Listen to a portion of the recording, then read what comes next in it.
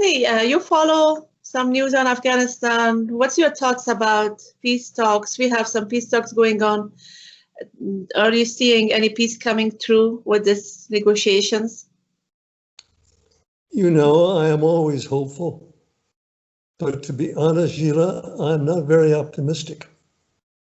When you consider what the Taliban position is, they do not lie. They tell no lies. They say what they want. What they want is an emirate, the Islamic Emirate of Afghanistan. That's what they want. The same as they had during the 1990s, except for the northeast corner of the country. And I do not think that they will be satisfied with anything less than more or less complete control over Afghanistan. So I don't trust the Taliban. And to be honest with you, and now I'm going to be quite controversial.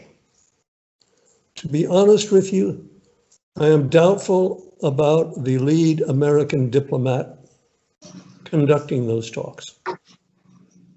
I am afraid that the Trump administration had the idea of leaving Afghanistan, never mind how, leaving it and getting a Nobel Prize for Donald Trump and Zalmay Khalilzad.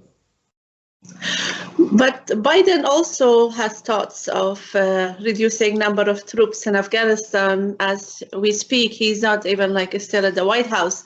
The president-elect also has plans, and they're Americans. They are pro-troops withdrawal and deporting from Afghanistan after 20 years of war.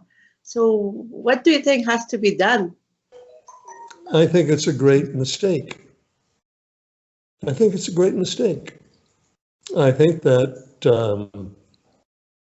with the force of, let us say, 5,000 American, or it doesn't have to be American. It can be NATO personnel in the country. I think that it would preclude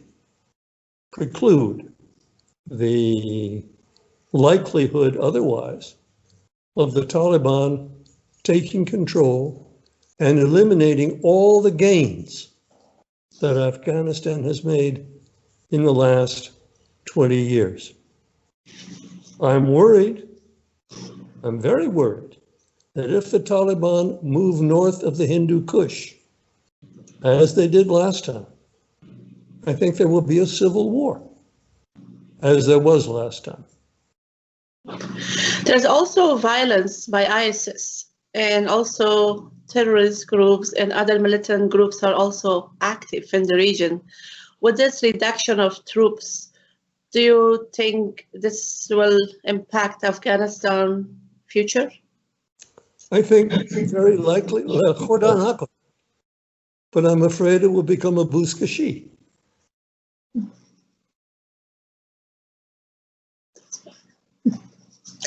So what's your thoughts about Afghanistan government approach with these talks? And after months, they have a breakthrough saying they have agreed on some codes of conduct of these talks in Doha. So do you think there is sustainability in these talks and there will be some good results? Not necessarily. I think that these agreements, insofar as I understand them, Zheela, insofar as I understand these preliminary agreements, they're very preliminary and they're superficial. Now, some agreement is better than no agreement. But in the meantime, the Taliban continue to kill their own countrymen. How can you put any faith in a movement that continues to kill its own countrymen at a time when it negotiates with the government of that country? I think Taliban using the violence, according to experts, to advance in that negotiation position. which usually they say, I spoke to the Mistura, and he said a lot of war doesn't mean that there is no end. It means we are close to peace. Excuse me. What is your question, Zheela? So the question is that the Taliban are using the violence to take advantage in a better position in the negotiations. But according to experts, it means it's close to peace, so the end of war.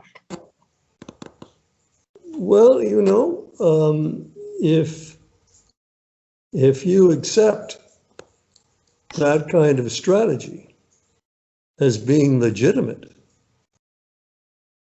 then fine, the Taliban can use as much violence as they want.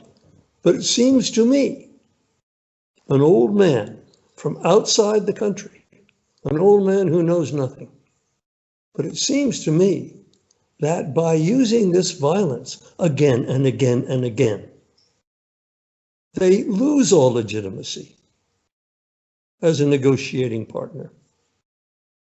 They lose their legitimacy. I remember Afghanistan under the Taliban. I was there. And in fact, I received physically a beating from the Taliban. But I am not trying to speak now from a position of vengeance, simply because I got beaten. No, no, no. I'm speaking from my own recollection of how the Taliban in Herat, how the Taliban terrified the population, terrified it. Maybe you yourself, Zheela, maybe you have experience in Afghanistan, except I think you're much too young. I lived in under Taliban, FYI. Well, then you know. Then you know. Yep. Should the United States really, should it abandon people of your gender, females, in Afghanistan to the Taliban? I don't think we should. I think we have a responsibility, a moral responsibility, to maintain a certain level of troops there, if necessary, indefinitely, as we do in Germany, as we do in Korea. That's a very good suggestion. So my next question, last question. Women of all walks of life, including myself, people like me and others inside Afghanistan, they're concerned of Taliban return. While there is not much discussion about saving women achievements. What's your thoughts about if peace goes through peace talks and Taliban are part of the Afghan government? Do you think they will they will honor these achievements? No, I don't think it will. I don't think they have said, Zheela, what kind of government they want. Now, maybe they have agreed to the idea of some girls' schools and of women participating in certain additional parts of everyday life. But I have no faith at all in the Taliban. And I very much fear that over the last couple of years, and even today, that the United States diplomacy and its diplomats, particularly its lead diplomat in that area, they don't care about Afghanistan. They want to leave. They want America to leave. And the idea was to have America leave and Donald Trump declare a victory so he could be more easily reelected in this country. And thank God he wasn't.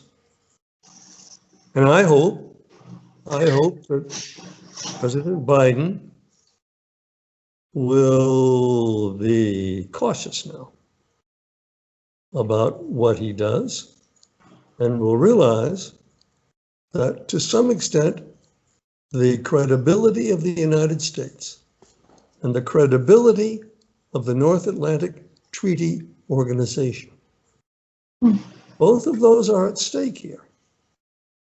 And there is also a kind of moral credibility. Zheela, I believe that after 9/11 and the Bonn Accords, and then early 2002 and the emergency law in Jirga, I'm afraid that the United States, which first of all, served a good purpose in getting rid of the Taliban, or at least driving them into Pakistan. I think we lost our way, and we got into the business of nation building. I have a lot of Afghan friends, and I was there in 2002, and many of them would come to me and they say, "Oh, they'd say, what's all this money for all these different things? All we need three things. Number one is security. Number two is security. Number three is security. That's what we need. And we need to make this security sustainable. Not something for 1 month or 2 months, but sustainable security. We can't do that ourselves. That's what we need from you. And the rest of it, we'll figure it out in an Afghan way." What did we do instead? We shifted our emphasis to Iraq. We abandoned the idea of real hard down border security against Pakistan and against the safe haven for the terrorists there.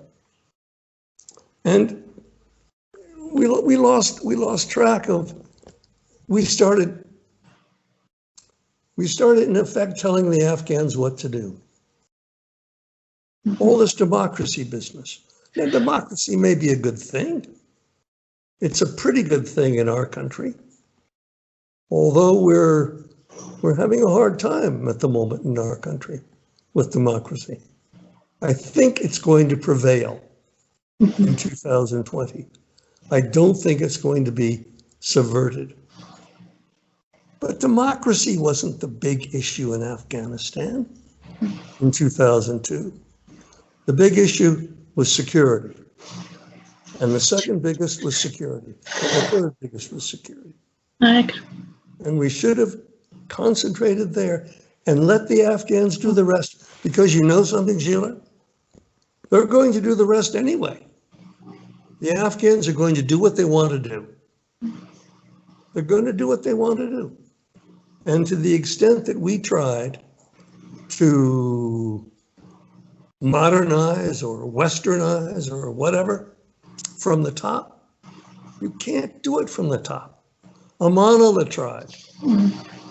The Marxists tried in the 1980s. Taraki and Hafizullah Amin and Bob Rakishan, they all tried. From the top down, it doesn't work. You've got to do it slowly and from the bottom up.